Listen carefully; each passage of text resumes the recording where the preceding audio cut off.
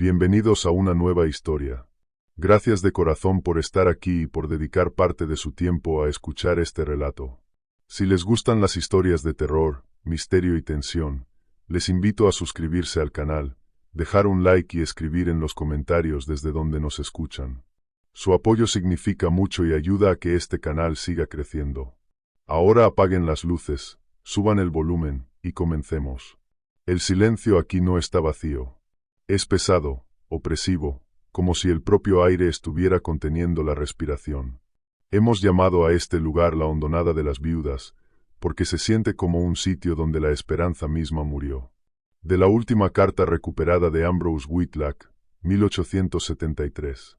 El mundo se había desangrado en tonos de gris y azul. Durante la última hora, el sol no había sido más que una mancha pálida y enfermiza en el horizonte, un breve respiro frente al crepúsculo casi perpetuo del norte de Canadá en pleno invierno. No era la verdadera noche polar interminable, pero se le parecía lo suficiente. Allí, en el borde del bosque boreal, donde la densa taiga empezaba a adelgazarse hasta convertirse en un paisaje rígido y esquelético, los días eran cortos y las noches eran una eternidad. Nuestras dos motos de nieve, con sus motores rugiendo de forma profana en aquel silencio aplastante, por fin carraspearon y se detuvieron. Damián Cross, nuestro líder, desmontó con la economía fluida de movimientos de un hombre que había pasado la vida en ambientes hostiles.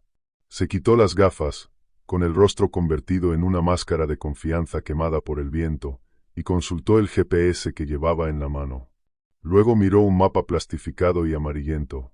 «Es aquí», anunció, con una voz grave y baja que apenas pareció perturbar el aire. Según las coordenadas de Whitlock y los datos topográficos, el último campamento estaba justo aquí, en la cuenca. Me asomé por encima de la cresta. Debajo de nosotros se extendía un valle poco profundo con forma de cuenco, unos pocos acres de terreno plano cubierto de nieve, rodeado por picos negros como colmillos y pinos escasos que parecían centinelas. Parecía una herida en la tierra, un lugar que el mundo había olvidado. Una quietud antinatural se aferraba a él. Incluso desde allí arriba, podía sentirla. Los sonidos de nuestra llegada, los chasquidos de los motores al enfriarse, el crujido de nuestras botas, mi propia respiración irregular, parecían tragados, amortiguados por un silencio que era más una presencia que una ausencia. «¿Por qué dejamos los trineos aquí, Damián?», preguntó Bruno Graves, con sus anchos hombros subiendo y bajando mientras soltaba una pesada bolsa de lona. Él era nuestra fuerza bruta, un esbombero que irradiaba una certeza física simple. Las últimas 50 millas siguen la ruta original de Whitlock con raquetas de nieve y trineo de perros, explicó Damián, con la mirada recorriendo el valle. Era una mirada que reconocí de su informe inicial. El exmarine evaluando un campo de batalla. Desde aquí es demasiado denso, demasiado accidentado para las máquinas. Además, forma parte del acuerdo. El canal Hades quiere inmersión total para el documental. Entramos a pie. Vivimos como ellos vivieron. Eso es lo que está pagando la beca centenaria Whitlock. Y así comenzó el trabajo. Era una yuxtaposición extraña de siglos. Bajamos el equipo por la pendiente. Nuestras figuras modernas, vestidas con Gore-Tex, levantaban auténticas tiendas de lona en forma de A del siglo XIX. Bruno, con su fuerza pura, despejó una zona para el fuego, mientras el doctor Elias Blackwood, el cerebro de nuestra expedición, dirigía la colocación del campamento con la precisión meticulosa de un arqueólogo que traza un yacimiento. «La tienda de cocina aquí», decía, señalando con un dedo enguantado, los ojos encendidos de fervor académico. El diario de Whitlock menciona que la colocó a sotavento de los dormitorios principales para mantener las chispas lejos de la lona. Yo, Adrián Bass, era el más joven, el asistente graduado de Blackwood y el diarista designado.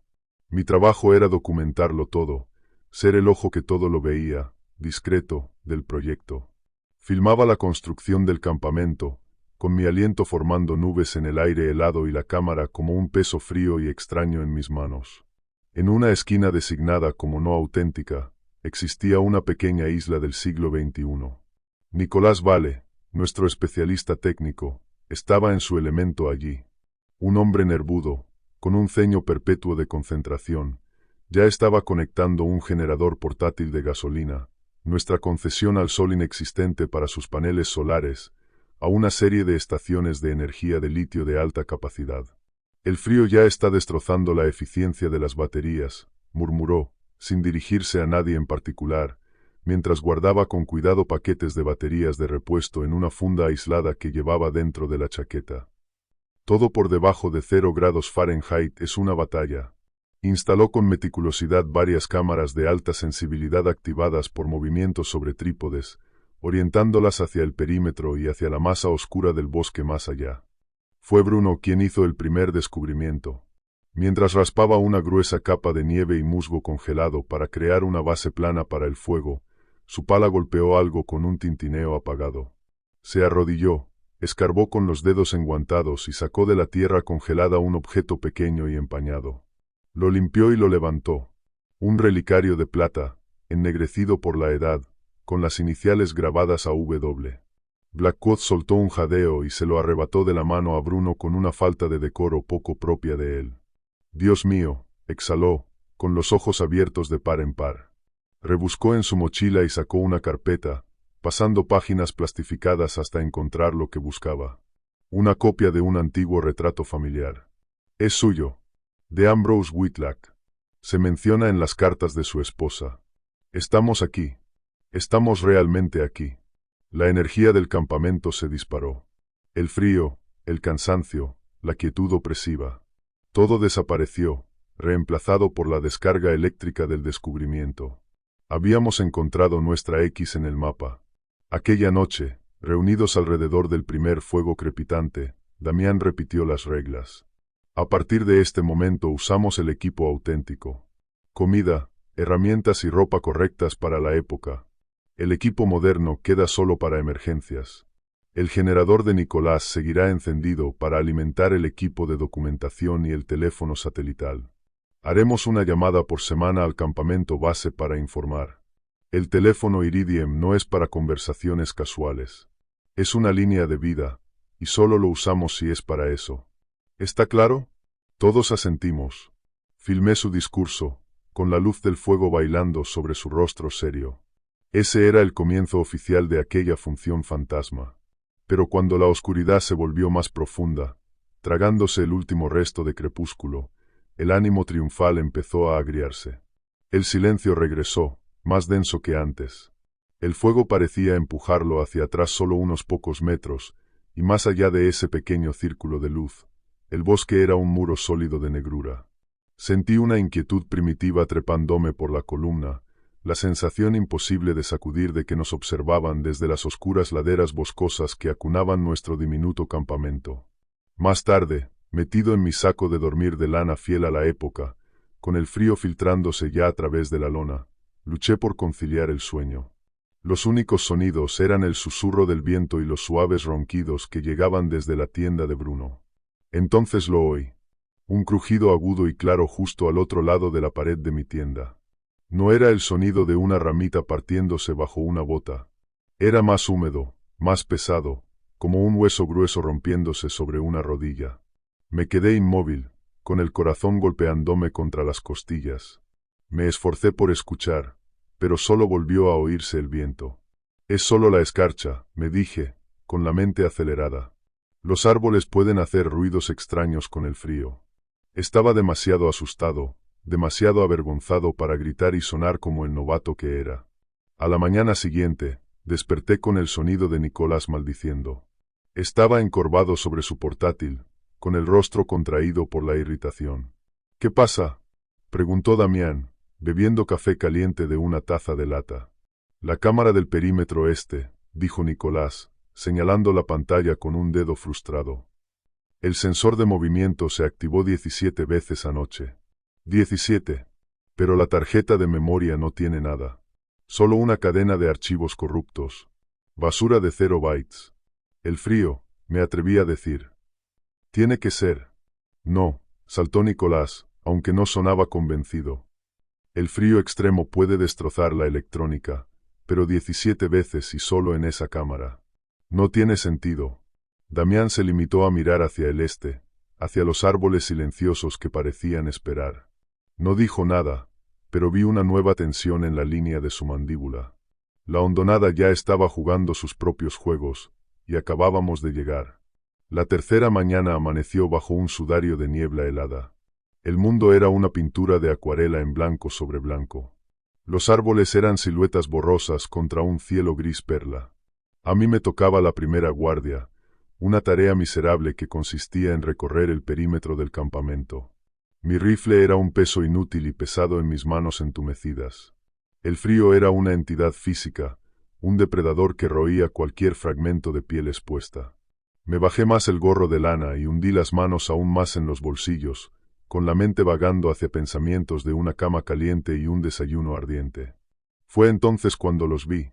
Me detuve en seco, con el corazón paralizándose en el pecho. Cerca del pozo del fuego, donde apenas unos momentos antes solo había nieve vacía, estaban de pie 5 figuras. Eran translúcidas, temblaban en los bordes como el espejismo de calor sobre una carretera de verano, sus formas parpadeando dentro y fuera de foco. Vestían la ropa pesada y burda del siglo XIX, idéntica a las fotos de archivo que Blackwood nos había mostrado. Uno estaba agachado, aparentando remendar algo con hilo fantasma.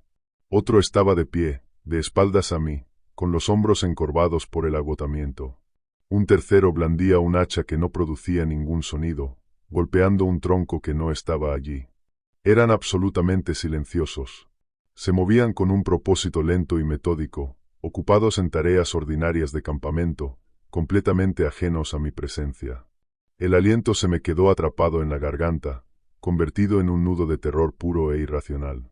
Quería gritar, correr, pero mis botas parecían congeladas al suelo.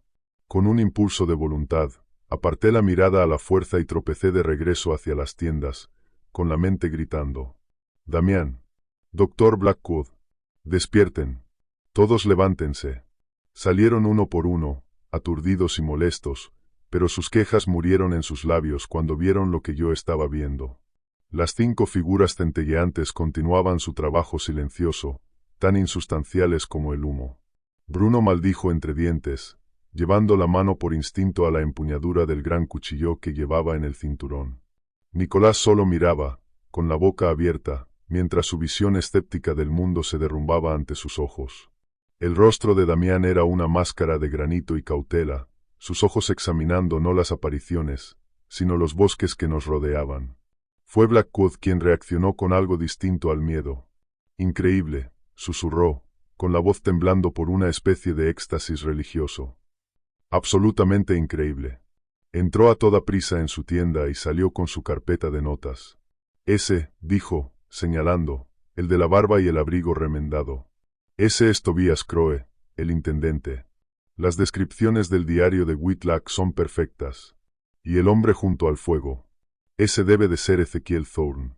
«Trae la cámara, Nicolás», ordenó Blackwood, con la emoción académica imponiéndose a todo lo demás. Nicolás reaccionó de golpe y empezó a forcejear con su equipo. Levantó su cámara profesional, entrecerrando los ojos al mirar por el visor. «No hay nada ahí», dijo, con la voz fina y tensa. «Los estoy mirando directamente, pero en la pantalla solo aparece el pozo del fuego vacío». Probó con su teléfono, luego con una pequeña videocámara de mano. El resultado fue el mismo. El fenómeno era visible a simple vista, pero invisible para cualquier lente.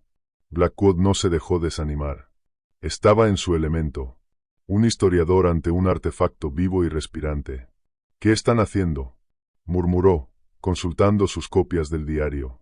Pasó las páginas. «Esperen. Aquí. 10 de noviembre de 1873. Thorne y Crowe pasaron la mañana remendando las raquetas de nieve, que quedaron gravemente dañadas durante el ascenso. El trabajo es lento y frío, y el ánimo de los hombres está bajo. Están recreando un día específico. No era una aparición aleatoria. Era una reproducción. Un pedazo de historia atrapado en un bucle. La revelación cayó sobre nosotros, y cada hombre la procesó de manera diferente. Para Blackwood, era el descubrimiento de toda una vida. Para Nicolás, era una paradoja enfurecedora que desafiaba todas las leyes de la física que él veneraba. Empezó a murmurar sobre anomalías geológicas, campos magnéticos localizados, algún tipo de gas que refractaba la luz liberado del permafrost. Bruno, siempre hombre de acción, estaba simplemente frustrado. Recogió un puñado de nieve, lo apretó hasta formar una bola y la arrojó contra la figura de Tobias Crowe. La bola de nieve atravesó directamente la forma centelleante y se desintegró contra el poste de una tienda al otro lado. ¿Qué demonios se supone que hagamos con esto?, gruñó Bruno, cerrando los puños. Estaba hecho para resolver problemas que pudiera golpear. Aquello no era uno de ellos. Damián siguió siendo el pragmático. Observamos, dijo, con la voz firme. Documentamos lo que vemos con nuestros ojos, pero permanecemos alerta. No sabemos qué es esto, y no sabemos si es peligroso. La escena espectral se desvaneció con el sol naciente, y las figuras se disolvieron como niebla. El día transcurrió en un estado de tensa anticipación. Aquella noche, cuando el crepúsculo se desangró sobre el cielo, regresaron. Esta vez estaban representando una escena distinta. Dos de los fantasmas, Crowe, el intendente, y otro hombre al que Blackwood identificó como un trampero llamado Cormac O'Rourke, estaban discutiendo. Sus rostros fantasmales estaban retorcidos por la ira, sus gestos eran bruscos y agresivos. La discusión era por una caja de suministros. Observamos, hipnotizados, como la imagen espectral de Crowe empujaba a Cormac O'Rourke, que retrocedía tambaleándose y luego se desvanecía. Una hora después, ocurrió el eco en el mundo real. Damián y Bruno fueron a nuestro rincón de suministros para buscar raciones para la cena. ¿Qué demonios? La voz de Bruno cortó el silencio. Todos corrimos hacia allí.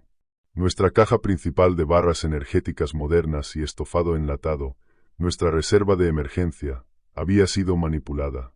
Los cierres de plástico reforzado estaban rotos y la tapa estaba entreabierta. Faltaban varias latas de estofado. No había huellas en la nieve alrededor de la caja, excepto las nuestras de más temprano ese día. El rostro de Nicolás estaba pálido. Eso no es posible. Es una violación de todo. Una aparición no puede interactuar físicamente con un contenedor sellado. Al parecer, si puede, dijo Damián con gravedad. Ordenó un refuerzo inmediato de la seguridad. Guardias de 2 hombres. Rondas completas del perímetro cada 30 minutos. Nadie va a ninguna parte solo. Fue durante su ronda más tarde esa noche cuando Bruno lo encontró. Cerca del borde del bosque, marcada claramente en una zona fresca de nieve, había una sola huella. Era larga y estrecha, imposiblemente estrecha. Parecía vagamente humana, pero las proporciones estaban completamente mal. El talón era demasiado pequeño, el arco demasiado profundo, y los dedos eran alargados, casi como garras. Era una forma profundamente inquietante, antinatural. Damián, Adrián, vengan aquí, siseó Bruno. Corrimos hasta su posición, con los haces de nuestras linternas cortando la oscuridad. Vi la huella y sentí que un pavor helado me recorría, algo que no tenía nada que ver con la temperatura. Cuando Blackwood y Nicolás se unieron a nosotros, un viento repentino se levantó y una nieve fina y polvorienta empezó a girar a nuestro alrededor. En menos de un minuto, la extraña huella solitaria desapareció, borrada por la ventisca naciente como si nunca hubiera estado allí. Nos quedamos mirando una superficie lisa y vacía de blanco. La imagen de aquel pie monstruoso quedó quemada en nuestras mentes. La tormenta pasó tan rápido como había llegado, dejando el mundo encerrado bajo una capa fresca e impecable de nieve, bajo un cielo lleno de estrellas frías e indiferentes. La temperatura se desplomó. Bruno y yo teníamos la guardia de medianoche. El silencio era tan profundo que se sentía como una presión contra mis tímpanos. Estábamos en extremos opuestos del campamento, con el frágil resplandor del fuego cubierto de brasas como una diminuta isla de calor entre nosotros. Fue entonces cuando los fantasmas regresaron. La escena que representaron aquella noche era diferente. No era una tarea cotidiana ni una disputa mezquina. Una figura espectral solitaria, el centinela de la cuadrilla de Whitlack, estaba de pie en el mismo borde del campamento, mirando hacia la oscuridad, justo en el punto exacto donde yo estaba ahora. Era el contorno tenue y centelleante de un hombre que sostenía un rifle que no estaba allí. Lo habíamos visto antes, como una parte estática del cuadro nocturno, pero esa noche se movió. El centinela fantasma se puso rígido de pronto, levantando la cabeza de golpe como si hubiera oído algo en el bosque. Alzó su rifle inexistente. Desde la negrura profunda entre los árboles, otra sombra se desprendió de la oscuridad. No era como los fantasmas. Esta era sólida, más oscura que la noche que la rodeaba. Era imposiblemente alta y enjuta, con extremidades demasiado largas, y sus movimientos eran una combinación horrenda de gracia animal y ángulos bruscos, antinaturales. Se movió con una velocidad que desafiaba la física, una mancha silenciosa de movimiento. Antes de que el centinela fantasma pudiera reaccionar, la cosa de sombra cayó sobre él. Extendió un brazo largo y delgado y simplemente se lo llevó. La figura fantasmal del siglo pasado quedó envuelta por la oscuridad y, durante un instante aterrador, su forma centelleante pareció gritar, con la boca abierta en un alarido silencioso y agonizante, antes de disolverse en la nada. La sombra alta retrocedió hacia el bosque con el mismo silencio con el que había aparecido. Un temblor de horror puro me atravesó. Me quedé inmóvil en el punto exacto donde el fantasma acababa de ser extinguido. Y entonces lo oí. No un sonido fantasma, sino uno real, directamente detrás de mí. Un susurro seco y helador que sonaba como hielo raspando contra piedra.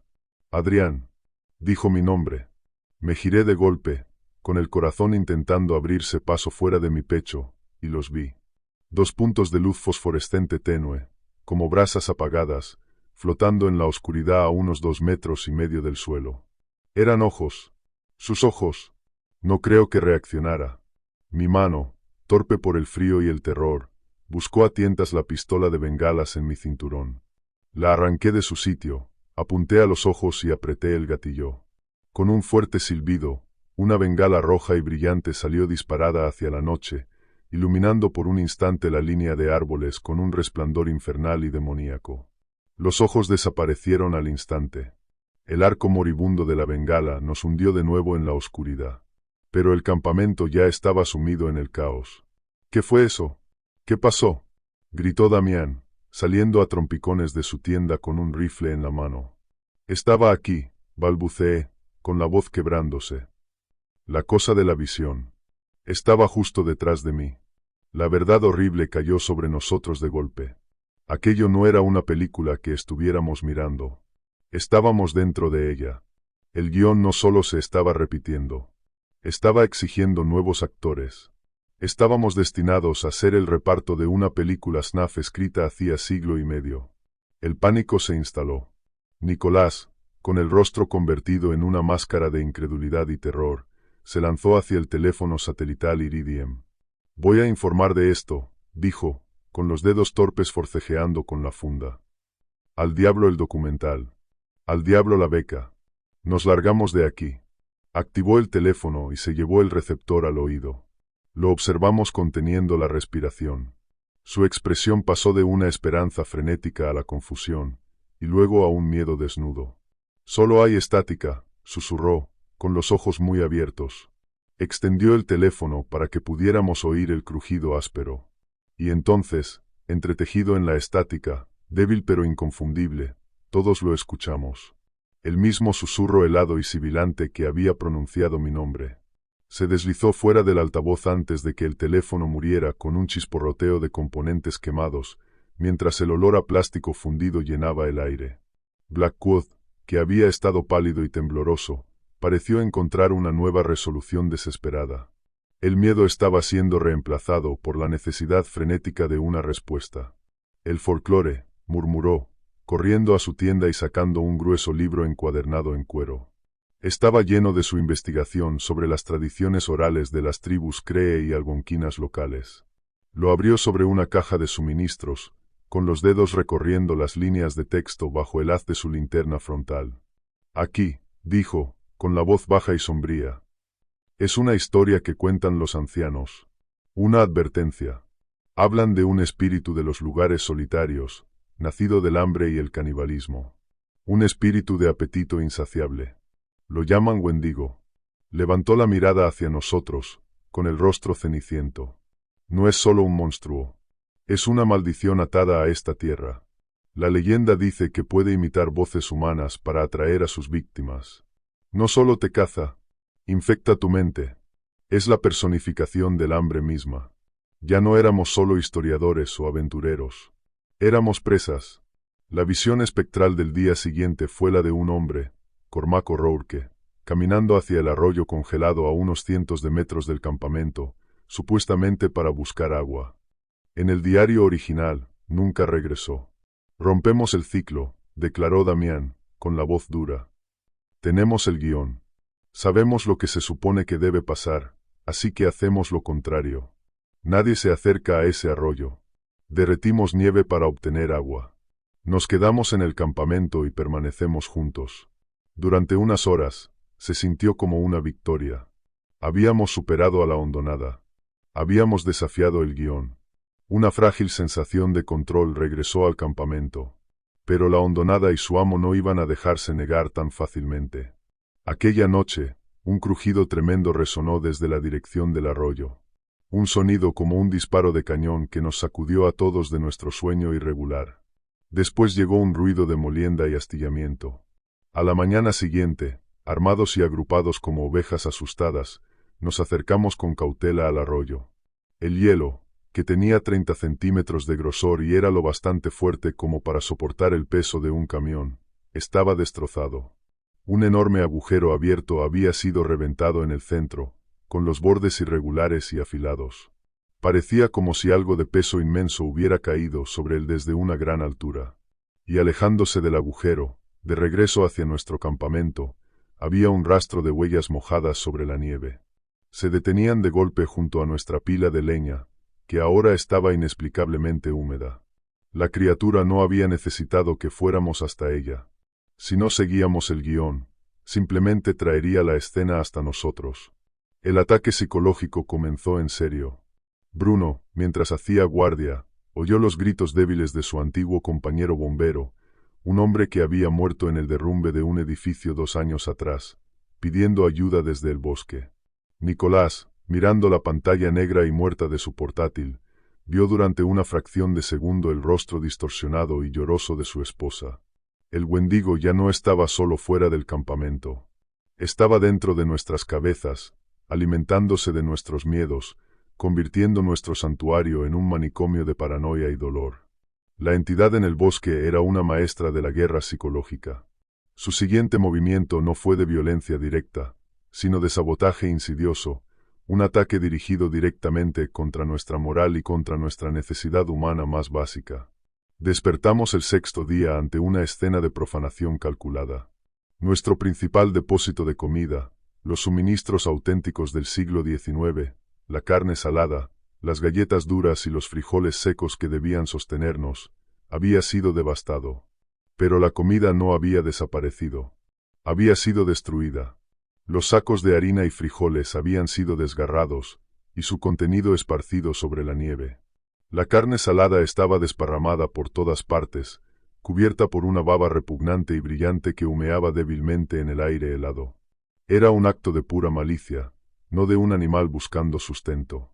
Era un mensaje. Van a morir de hambre. Blackwood, con el rostro convertido en una máscara sombría, contempló la ruina. Nos está empujando hacia el mismo final, murmuró, privándonos del sustento para debilitar nuestros cuerpos y nuestras mentes. Como si obedeciera una señal, el teatro espectral comenzó su función diaria. Esta vez, los fantasmas estaban reunidos alrededor de su pozo de fuego, con movimientos lentos y letárgicos. La figura fantasmal de Whitlock dividía una porción lamentablemente pequeña de comida entre sus hombres. Observamos como una de las apariciones, un joven al que las notas de Blackwood identificaban como el cocinero de la expedición, tropezaba y caía sobre la nieve, demasiado débil para mantenerse en pie. Los otros fantasmas apenas parecieron notarlo, demasiado perdidos en su propia miseria. Blackwood buscó a tientas su carpeta, con las manos temblándole tanto que apenas podía pasar las páginas. Su rostro había adquirido una palidez cerosa y enfermiza.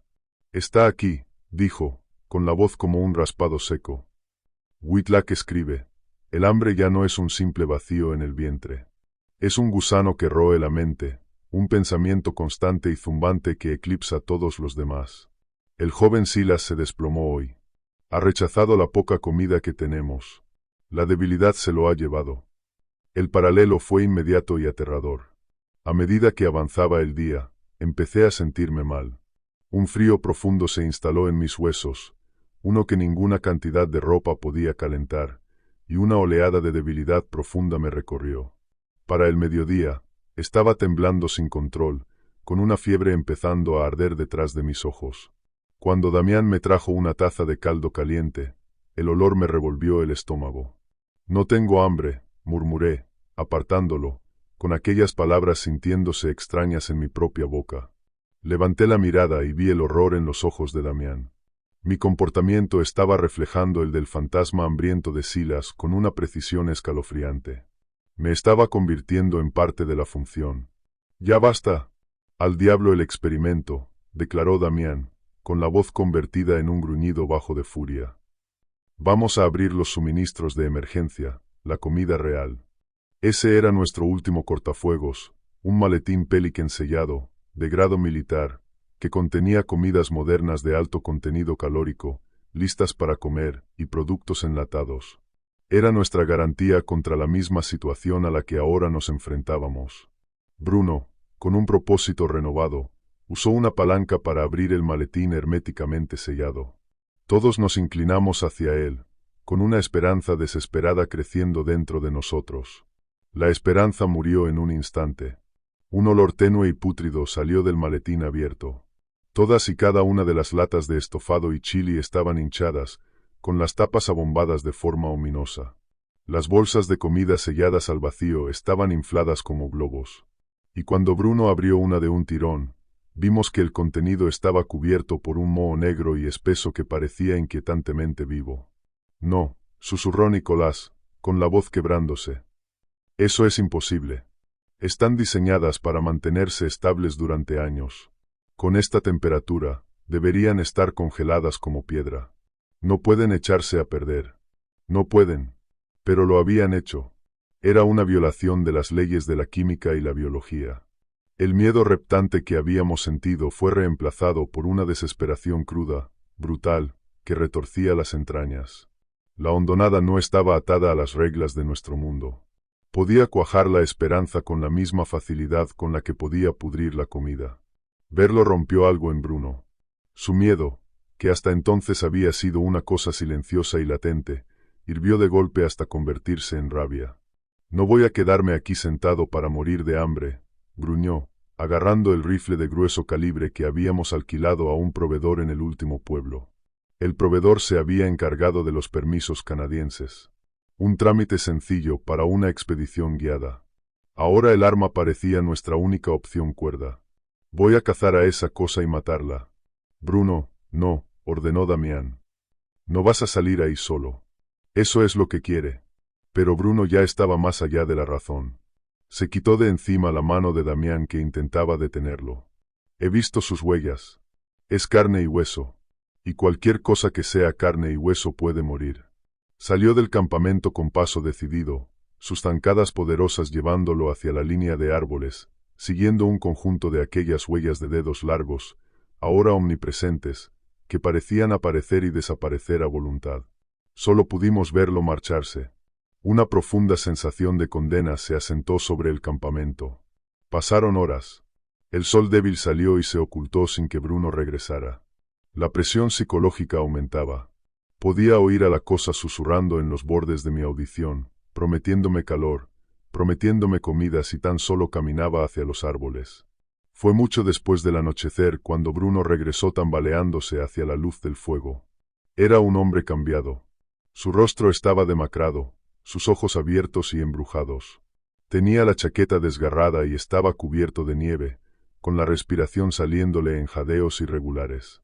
«¿La viste?», preguntó Damián, ayudándolo a sentarse sobre un tronco junto al fuego. Bruno negó con la cabeza, mirando fijamente las llamas. «No, pero estaba allí». Su voz sonaba hueca. «Las huellas me llevaron en círculos durante kilómetros, siempre de vuelta hacia el campamento. Nunca logré alejarme más de 1 milla. Podía oírla. Una rama partiéndose detrás de mí. Me giraba y no había nada. Luego la oía delante de mí. A un lado». Levantó la mirada hacia nosotros, con toda su valentía de hombre duro completamente destrozada. Estuvo jugando conmigo todo el tiempo. Estaba en todas partes a la vez. Hundió la cabeza entre las manos. El más fuerte de nosotros, el hombre que creía que cualquier problema podía resolverse con fuerza, acababa de encontrarse con un enemigo contra el que no podía luchar. Su confianza, igual que nuestra comida, había quedado irrevocablemente corrompida. La noche después de la cacería fallida de Bruno, la hondonada nos asestó su golpe más devastador hasta entonces. Un ataque dirigido no contra nuestros cuerpos, sino contra nuestras mentes, contra el propio registro de nuestra situación. Los fantasmas aparecieron como de costumbre, representando su tragedia silenciosa y repetida en el centro del campamento. Esta vez, la visión era del propio Ambrose Whitlock. Su forma fantasmal estaba de pie sobre las brasas moribundas de su fuego, con los hombros hundidos en una derrota absoluta. En sus manos sostenía su diario. Con un último gesto desesperado, arrojó el libro a las llamas, observando cómo las páginas espectrales se retorcían y desaparecían. Estaba borrando su propia historia. La visión se desvaneció, dejando tras de sí una profunda sensación de pérdida. Una hora después, Blackwood lanzó un grito de pura angustia desde su tienda.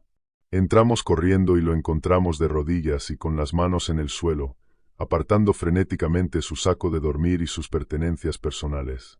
«Ha desaparecido», balbuceó. Su rostro era una máscara de incredulidad. «Mi carpeta, la que tenía todas las copias del diario, los mapas, mi investigación. Ha desaparecido. Destrozamos la tienda buscando. Registramos todo el campamento. Nada.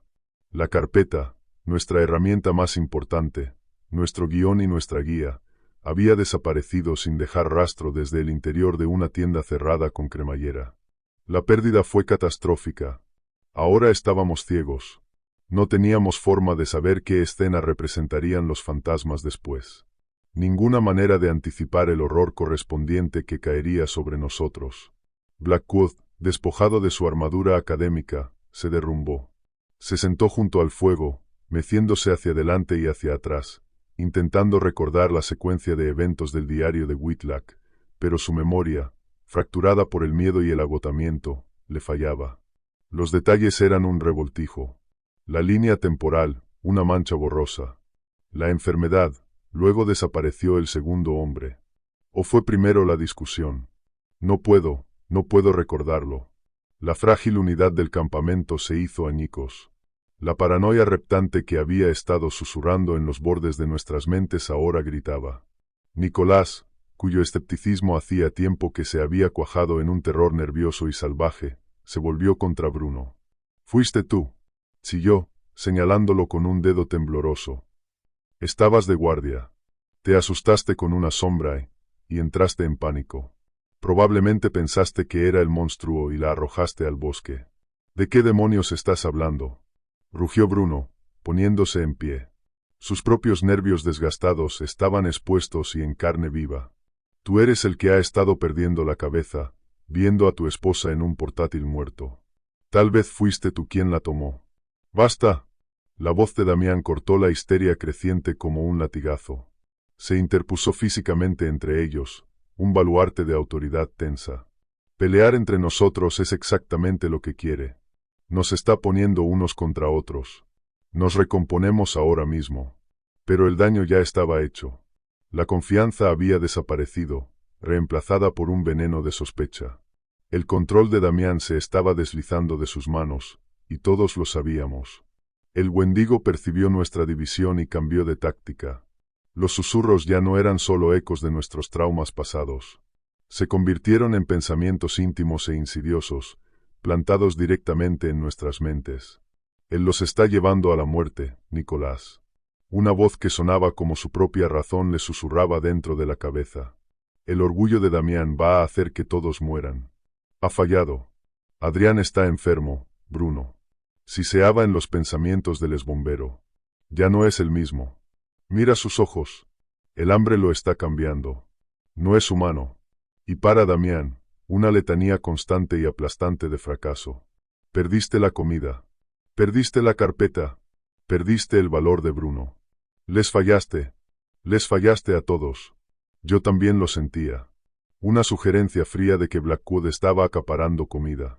De que Bruno me veía como una carga que había que abandonar. La entidad estaba desmantelando sistemáticamente nuestro grupo desde dentro, usando nuestros propios miedos como herramientas. En algún momento antes del amanecer, Damián tomó una decisión. Su rostro estaba endurecido en líneas sombrías. Esto se acabó, anunció. El experimento es un fracaso. El proyecto está muerto. Nos vamos. Abandonamos el campamento, tomamos solo lo que podamos cargar y salimos hacia las motos de nieve con las primeras luces. Era una admisión de derrota, pero también una chispa de esperanza. La caminata de 50 millas sería brutal, pero era un objetivo tangible, un camino para salir de aquella hondonada maldita. Por primera vez en días, regresó una sensación de propósito compartido mientras empezábamos a prepararnos, separando lo estrictamente esencial que necesitaríamos para el viaje. Pero la hondonada tenía un último acto para que lo presenciáramos. Cuando el primer indicio de luz gris tocó los picos orientales, los fantasmas aparecieron para su última y más horrífica representación. Ya no estaban solo cansados o tristes. Estaban salvajes. Sus formas espectrales estaban retorcidas, sus movimientos eran bruscos y desesperados. Observamos en silencio aturdido cómo las apariciones, enloquecidas por un hambre fantasmal, se volvían unas contra otras. Era un ballet silencioso y terrible de violencia.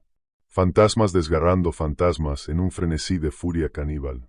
Y de pie en el centro del campamento, observando cómo se desplegaba el caos, estaba la sombra alta y enjuta del Wendigo. No participaba. Observaba. Su forma irradiaba un aura palpable de satisfacción. Era un director admirando su escena final. La visión se desvaneció cuando el sol coronó las montañas, dejándonos sacudidos hasta lo más profundo. Acabábamos de presenciar el final horripilante de la expedición de Whitlock. «Vámonos», ordenó Damián, con la voz tensa. «Todos, agarren sus mochilas. Es hora de dejar este lugar con sus fantasmas». Nos volvimos hacia mi tienda, donde yo había estado descansando, todavía débil por la fiebre. «Adrián», llamó Damián. «Es hora de moverse». No hubo respuesta. Damián abrió la cremallera de la solapa de la tienda y miró dentro. Se quedó inmóvil durante un segundo. Luego retrocedió lentamente, con el rostro ceniciento.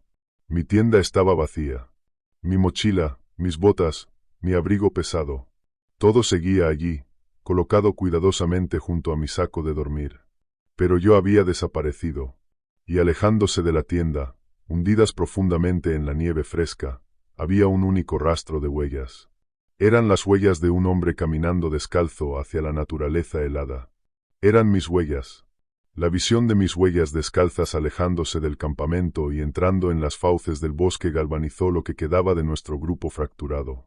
Las disputas internas, la paranoia, todo se evaporó, reemplazado por un único imperativo urgente: encontrarme.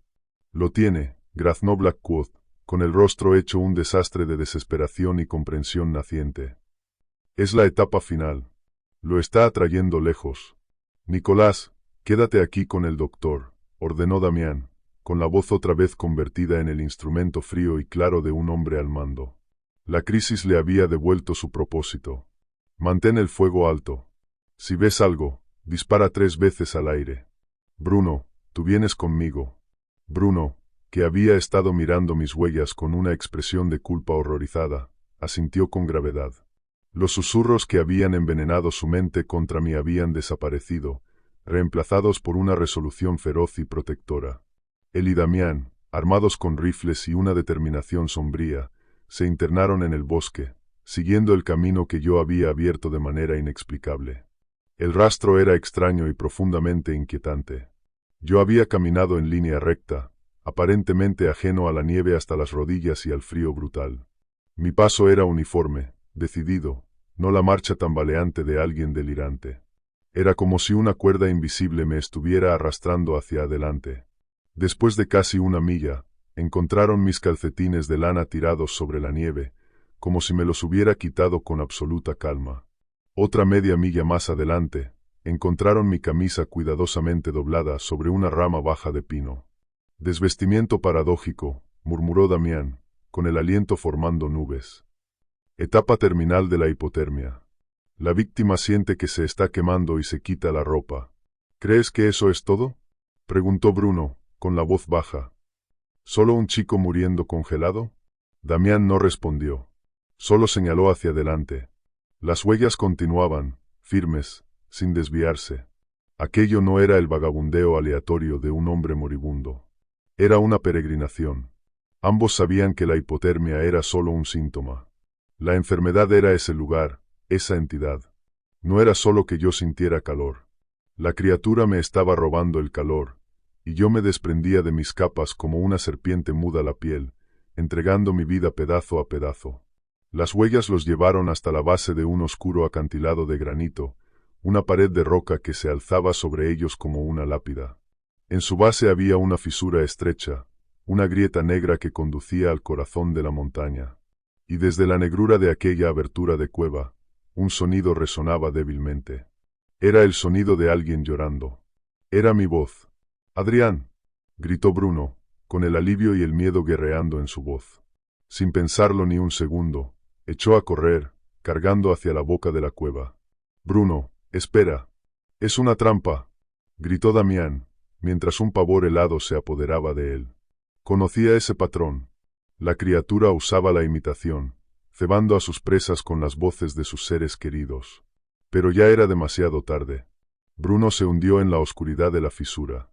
Damián, justo detrás de él, encendió la potente linterna montada en su rifle, y el haz cortó un cono blanco y duro en la penumbra. El llanto se detuvo. La cosa que se desplegó desde las sombras no era yo. Bajo el resplandor cruel de la linterna, la vieron en toda su gloria horrífica. Era imposiblemente alta, de más de 2,5 metros, pero tan demacrada que su piel gris, parecida a la de un cadáver, estaba estirada con tensión sobre los huesos. Mechones de pelo negro y áspero se aferraban a su carne desecada. Sus extremidades eran antinaturalmente largas, articuladas en ángulos extraños, y terminaban en dedos sucios como garras. Pero la cabeza era lo peor. Era un cráneo blanqueado y alargado, como el de un ciervo o un alce, pero con una boca dentada, sin labios, colgando abierta. Y en las cuencas profundas y oscuras ardían 2 brasas de luz antigua y malévola, encendidas por un fuego hambriento. El Wendigo se desenroscó con una velocidad aterradora y se lanzó no contra Damián, sino contra Bruno, la amenaza más cercana e inmediata. Bruno, para su mérito, no se acobardó.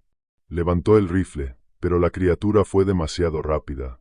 Le arrancó el arma de las manos de un golpe, con un crujido enfermizo de madera y acero. Los dos chocaron en una ráfaga de movimiento. Bruno, impulsado por pura adrenalina, rugió y lanzó todo su peso contra la criatura. Era un toro de hombre, todo músculo y fuerza bruta. Pero fue como embestir una estatua hecha de hierro y hielo. Rodeó el torso esquelético con los brazos, y la cosa emitió un sonido, un chillido agudo que era en parte estática y en parte piedra triturándose. «Damián, corre», gritó Bruno, con la voz tensa por el esfuerzo monumental de aferrarse a ella. Estaba forcejeando con una pesadilla, con el rostro a centímetros de aquella boca sin labios. «Vuelve con los demás. Sálvalos. Vete». Damián se quedó congelado durante un latido, con la mente gritándole que ayudara, que luchara. Pero era un estratega.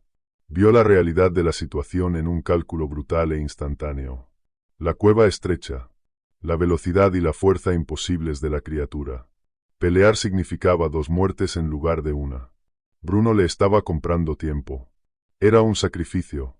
Con un sollozo de rabia y desesperación, Damián retrocedió, manteniendo la luz fija sobre la lucha horrenda. Vio los largos dedos con garras del Wendigo hundirse en la espalda de Bruno. Oyó a Bruno soltar un último grito ahogado de agonía. Entonces Damián se dio la vuelta y corrió. Los sonidos de la lucha, el desgarramiento de la carne, el chasquido de los huesos, lo persiguieron desde la oscuridad.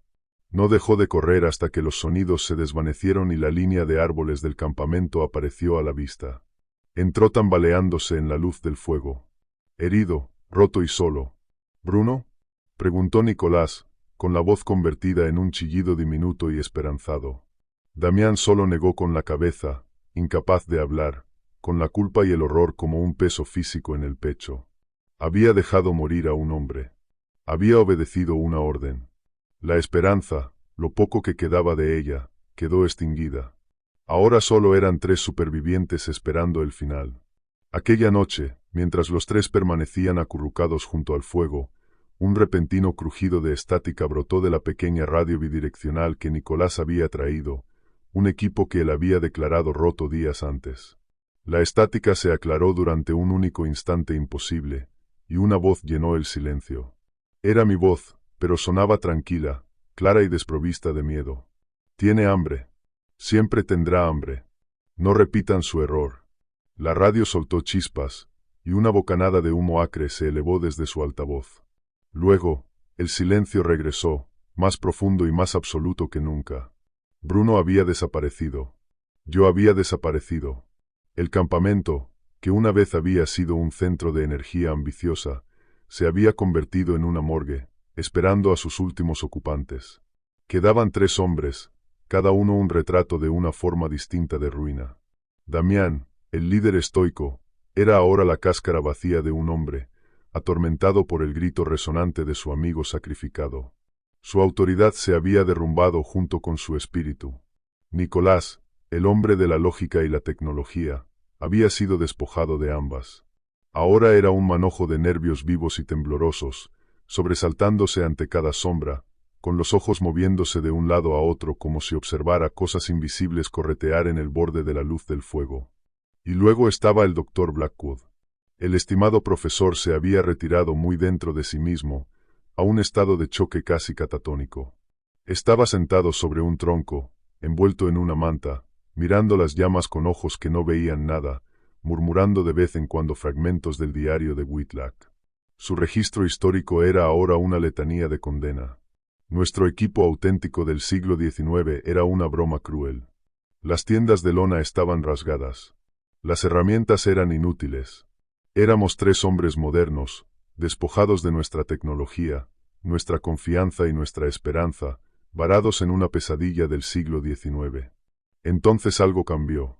Blackwood parpadeó de pronto, y sus ojos se enfocaron por primera vez en horas. Miró a Damián, con un destello de su antiguo intelecto afilado regresando a su mirada. No repitan su error, susurró, con la voz debilitada por el desuso. Estaba citando el último mensaje de mi transmisión fantasmal por radio. ¿De qué estás hablando, Blackwood? Preguntó Damián, con tono cansado. Su error, repitió Blackwood, ganando fuerza en la voz. El error de Whitlock. He estado pensándolo todo mal. Todo este tiempo creí que su error fatal fue el canibalismo. Que ese fue el acto que los condenó, que dio origen a la maldición. Sacudió lentamente la cabeza. Pero eso fue el final de la historia. El error vino antes. Se inclinó hacia adelante, con los ojos ardiendo de una intensidad desesperada y febril. Su error fue quedarse. Se quedaron y lucharon. Se quedaron y pasaron hambre. Se quedaron y se desesperaron. Intentaron ganar una batalla que no podía ganarse. Estaban alimentando a la criatura, Damián. No con su carne, no al principio. La alimentaban con su miedo, su paranoia, su esperanza menguante. Eso es lo que realmente ansía. Estamos haciendo exactamente lo mismo. Un plan salvaje y audaz empezó a formarse en su rostro. No podemos correr. Es demasiado rápida, demasiado fuerte. Nos cazará uno por uno en el camino, igual que estaba a punto de hacer con Adrián. Huir forma parte del guión. Entonces, ¿qué hacemos, Elías? Preguntó Damián, con una brizna de esperanza reavivándose en sus ojos. ¿Cuál es el plan? No corremos, dijo Blackwood, con una sonrisa extraña y sombría tocándole los labios. Terminamos la obra. Le damos al monstruo el final que espera. Tenemos que escenificar nuestras propias muertes. Destruir este campamento. Hacer que parezca que todos fuimos llevados. Que el ciclo está completo. Nos borramos. Luego nos escondemos. Esperamos hasta que crea que el espectáculo ha terminado y pierda el interés. Lo privamos de su verdadero alimento. Nuestro terror. El plan era una locura. Una apuesta desesperada de último recurso basada en la interpretación de un historiador del susurro de un fantasma. Pero era mejor que quedarnos sentados esperando a que nos eliminara. Damián asintió lentamente. Está bien. Es un plan demente, pero es el único que tenemos. Pero Nicolás no estaba escuchando. Su mente ya se había quebrado. Las semanas de presión psicológica implacable por fin lo habían roto. Vio la expresión intensa en el rostro de Blackwood, la esperanza desesperada en el de Damián, y lo interpretó a través del cristal de su propio terror. No, siseó Nicolás, poniéndose de pie de un salto y retrocediendo lejos del fuego. Ya veo lo que es esto. Un nuevo plan. Necesitan un sacrificio, ¿verdad? Para distraerlo mientras ustedes dos escapan. Eso fue lo que hicieron con Bruno. Ahora me toca a mí.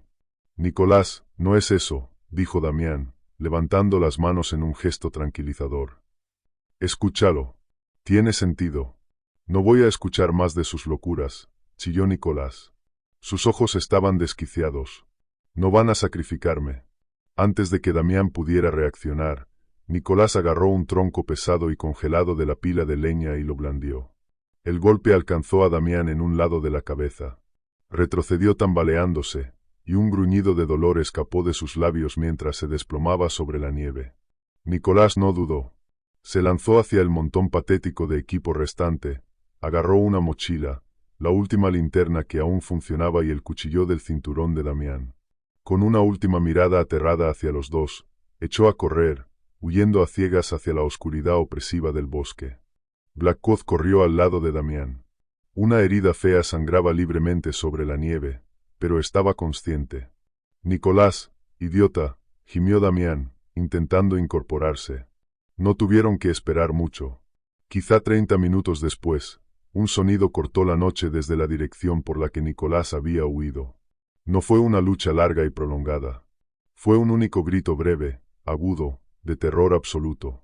Luego regresó el profundo silencio depredador de la hondonada. Damián luchó por ponerse de pie, sujetándose la cabeza. Él y Blackwood se miraron por encima del fuego crepitante.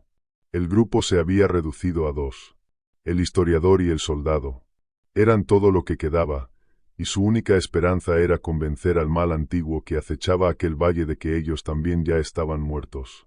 Manos a la obra, dijo Damián, con la voz sombría. La actuación de nuestras vidas. Comenzaron la destrucción metódica de su último refugio. Sus movimientos estaban iluminados por el fuego solitario. Dos actores desesperados preparando el escenario para su último acto de desaparición. No había tiempo para el duelo ni para la vacilación. Mientras el último grito de Nicolás se desvanecía en el silencio que todo lo consumía, un propósito frío y claro se asentó sobre Damián y Blackwood. El Wendigo regresaría al campamento. Había probado sangre, y ahora su atención estaría completamente concentrada en los dos últimos supervivientes. Su plan de mente tenía que ejecutarse, y tenía que ser perfecto. Trabajaron con una energía frenética y desesperada, alimentada por la adrenalina y el terror de un reloj que seguía corriendo. Ese era ahora el mundo de Damián. No una recreación histórica, sino una misión encubierta de engaño. Tenemos que hacer que esto parezca una matanza, gruñó, con la voz tensa por el dolor de la herida en la cabeza. Presionó un trapo contra la herida y luego arrastró la tela empapada de sangre sobre la nieve cerca del pozo del fuego. Pasó el pie por encima, creando la impresión de un cuerpo arrastrado violentamente. Blackwood, tu abrigo. Arranca un pedazo. Blackwood, con su fragilidad académica quemada por el instinto crudo de supervivencia, arrancó un gran trozo de la manga de su parca y lo lanzó cerca de la mancha de sangre. Trabajaron metódicamente, una cuadrilla de 2 hombres escenificando las secuelas de una masacre. Rajaron la lona restante de las tiendas con el cuchillo de Damián, esparciendo el contenido, los sacos de dormir, la ropa de repuesto y los libros ya inútiles de Blackwood por todo el campamento. Volcaron las cajas de suministros, patearon nieve sobre el fuego para que pareciera haber sido apagado durante una lucha, y usaron lo último de su combustible para carbonizar los bordes de la lona rasgada. Cada acción estaba diseñada para contar una historia de caos, violencia y un final rápido y brutal. Su último acto de engaño era el más crucial. Su escondite. Durante el reconocimiento del valle del primer día, el ojo táctico de Damián había notado un detalle pequeño, casi invisible, una grieta profunda en la roca al otro lado del campamento. La entrada estaba oculta por un grupo de pinos atrofiados, azotados por el viento, y un pesado ventisquero. Apenas era una cueva, más bien una fisura vertical en la cara del acantilado, lo bastante ancha para que dos hombres pudieran meterse apretados. Reunieron lo último de su equipo, una sola botella de agua y el cuchillo, y se dirigieron a la grieta. Cuando el primer indicio de luz previa al amanecer empezó a convertir los picos de las montañas en sombras fantasmales, se deslizaron dentro. El espacio era claustrofóbicamente estrecho. Se encajaron en la roca congelada. Luego Damián estiró el brazo y cubrió con cuidado la entrada con nieve y ramas muertas, sellándolos dentro. Dejó un agujero diminuto, casi microscópico, para mirar y respirar. Después guardaron silencio, sepultados en el vientre frío y oscuro de la montaña. La espera fue la forma más pura de tortura. Cada minuto se estiraba hasta convertirse en una hora. El frío fue inmediato y absoluto, filtrándose a través de sus capas de ropa y hundiéndose en sus huesos. No se atrevían a moverse. Apenas se atrevían a respirar.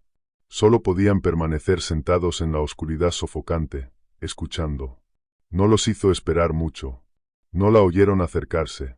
No hubo ramas partiéndose, ni pasos crujiendo sobre la nieve.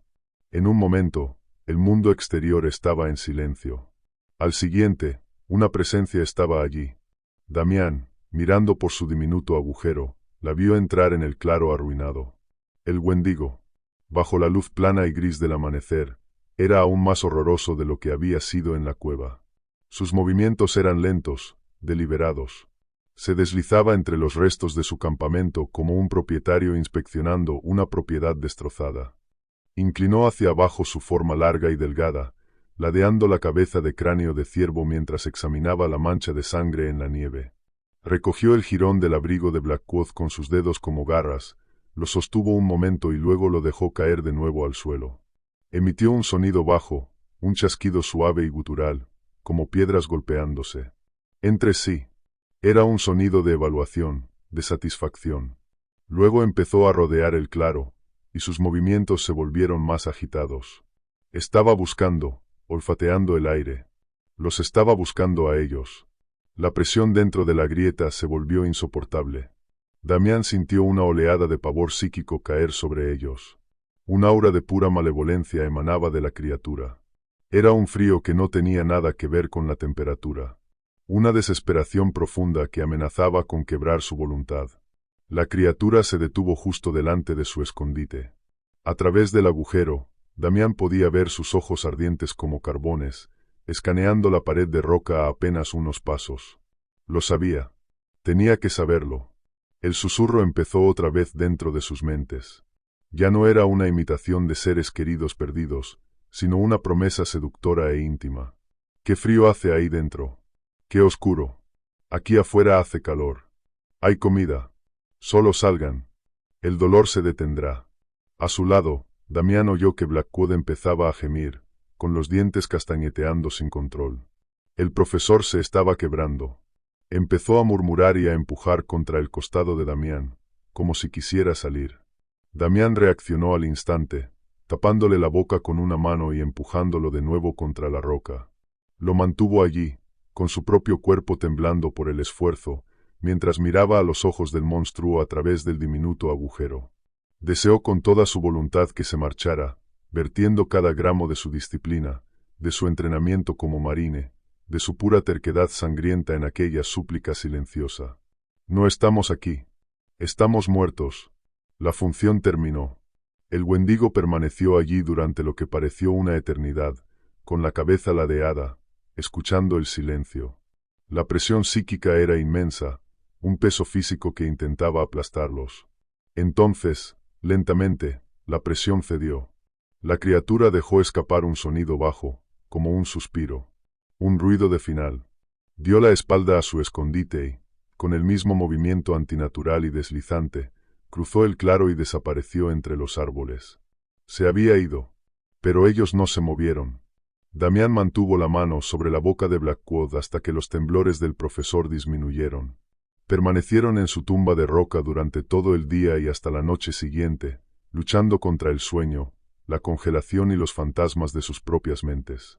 Escuchaban el viento aullando afuera, imaginando el regreso de la criatura con cada ráfaga. Por fin, cuando llegó el segundo amanecer, pintando el cielo con tonos rosas y naranjas, Damián se atrevió a apartar la nieve de la entrada. Miró hacia afuera. El valle estaba vacío.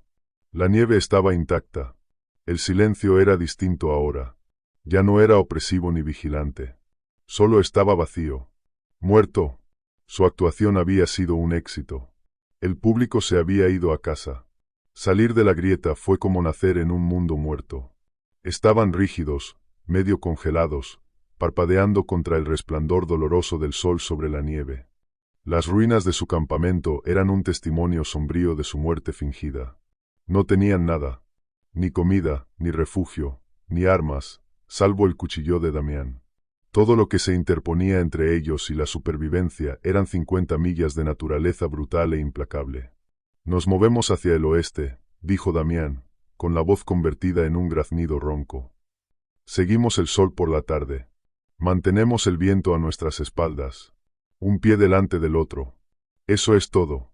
El viaje fue un descenso al infierno en cámara lenta. La oleada inicial de alivio por haber sobrevivido al Wendigo fue reemplazada rápidamente por la realidad inmediata y corrosiva de su situación. El hambre era un dolor físico, una molestia sorda y constante en sus vientres que pronto se afiló hasta convertirse en una agonía voraz. El frío era su compañero constante, un enemigo implacable que buscaba cada abertura en su ropa. Damián, funcionando con los últimos vapores de su entrenamiento, tomó la delantera. Le enseñó a Blackwood cómo rellenar sus botas con agujas secas de pino para obtener más aislamiento, cómo caminar de una forma que conservara la mayor cantidad posible de energía, cómo leer las señales sutiles del terreno para evitar los ventisqueros profundos. Era una máquina construida para aquello, pero incluso la máquina se estaba descomponiendo. Blackwood, el académico, era otra historia.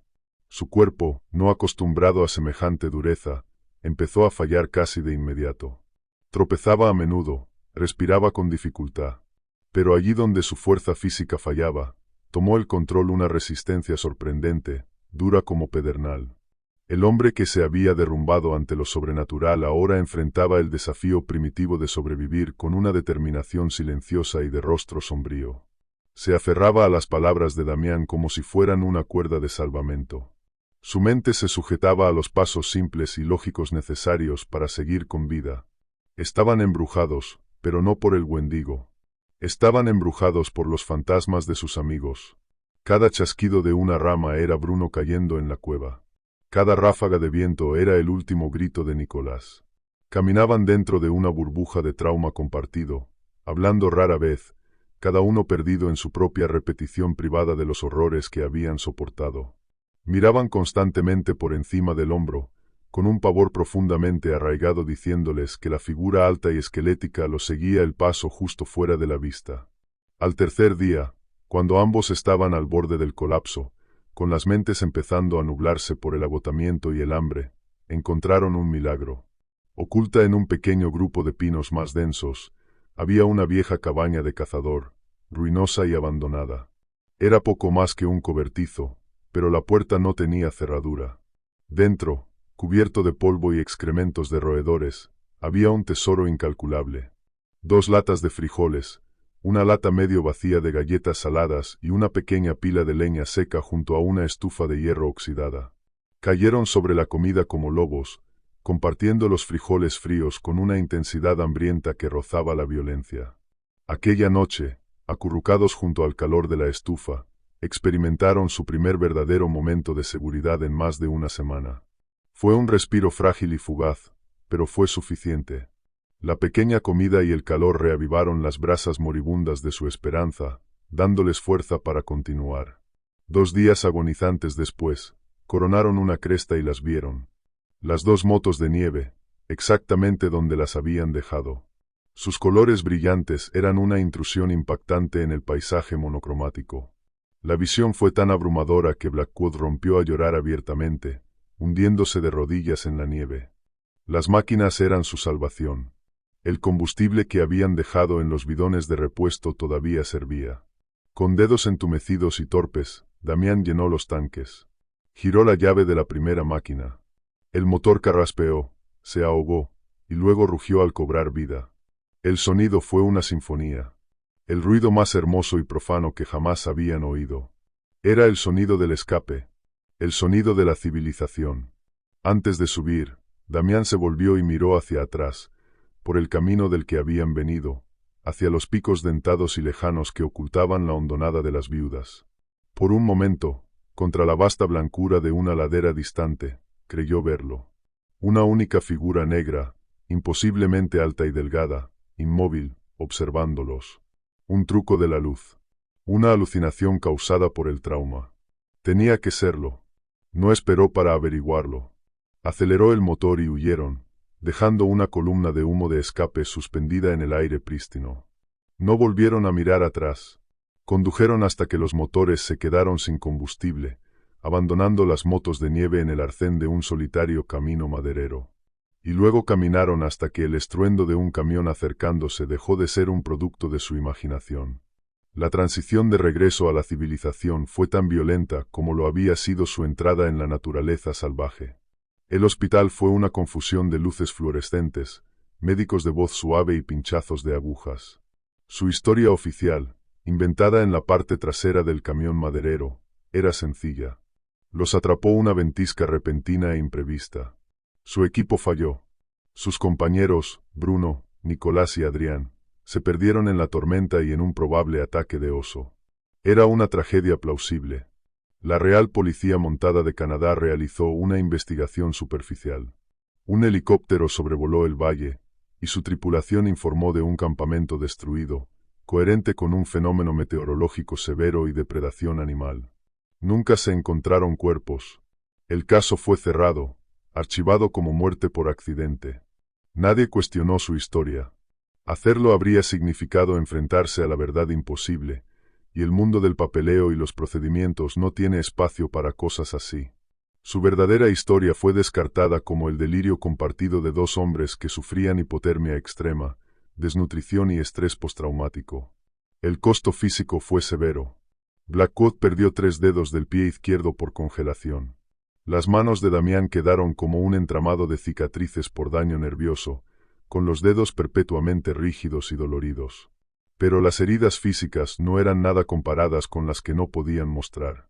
Damián Cross, el experto en supervivencia imperturbable, renunció. Vendió su compañía, su equipo, todo. Se mudó a una pequeña casa abrasada por el sol en medio del desierto de Arizona, tan lejos de la nieve y de los bosques densos como pudo llegar. Sufría un caso incapacitante de trastorno de estrés postraumático. El sueño era un lujo que solo podía permitirse con las luces encendidas y una botella de whisky. Nunca volvió a comer carne. Verla, olerla cocinándose, le devolvía un hambre primitiva que no podía enfrentar. Al doctor Elias Blackwood le concedieron una licencia compasiva de la universidad, que pronto se convirtió en un acuerdo silencioso y mutuo de retiro permanente. Sus colegas susurraban que aquella experiencia lo había desquiciado. El brillante historiador se convirtió en un recluso. Su casa, una fortaleza de libros y mapas. Su nueva y única obsesión era encontrar otros casos. Otros relatos históricos de lugares como la hondonada de las Viudas. Escribió un manuscrito detallando su experiencia, un relato meticuloso y aterrador titulado La función fantasma. Fue rechazado de forma unánime por editoriales que lo llamaron una obra de ficción bien construida, pero en última instancia increíble. Se reunían una vez al año después de su escape, en una cafetería estéril a medio camino entre el desierto y la costa. Eran dos fantasmas perseguidos por un recuerdo compartido. Blackwood parecía más viejo, con su vigor académico reemplazado por una energía obsesiva y nerviosa. Deslizó por la mesa un recorte de periódico doblado y amarillento. Era un pequeño artículo de un periódico regional canadiense. Una pareja joven, excursionistas de zonas remotas, había desaparecido 2 semanas antes. Su coche abandonado había sido encontrado cerca de un viejo camino maderero. La ruta que pensaban seguir los habría llevado profundamente hacia la misma zona de la naturaleza salvaje del norte. La comprensión se asentó entre ellos, fría y pesada. No habían terminado nada. No habían ganado. Simplemente habían salido corriendo del escenario, dejando el decorado abierto para nuevos actores. La hondonada era paciente. El Wendigo era eterno. Y su hambre nunca quedaba satisfecha. En la escena final, veo a Damián. Está sentado solo en su casa de Arizona. El sol se está poniendo, pintando el cielo del desierto con colores ardientes, pero él no siente calor. Siente un frío interno y profundo, un escalofrío que no tiene nada que ver con la temperatura. Es un vacío roedor en el fondo de su alma. Un lugar hueco. Es un hambre que la comida no puede saciar. Mira sus manos, cicatrizadas y rígidas, y luego su mirada se desvía hacia un mapa clavado en la pared. Es un mapa topográfico de gran escala de Norteamérica. Sus ojos, contra su voluntad, son atraídos hacia el norte, hacia los vastos espacios vacíos del escudo canadiense. El lector queda con una pregunta sofocante. ¿Es un superviviente, marcado para siempre pero libre? ¿O es simplemente un actor en pausa? El hambre que trajo de vuelta desde la hondonada de las viudas. Un demonio paciente que algún día lo llamará de regreso al escenario para terminar por fin la obra. La maldición no era solo el lugar. Era la cicatriz que dejaba en las almas de quienes escapaban.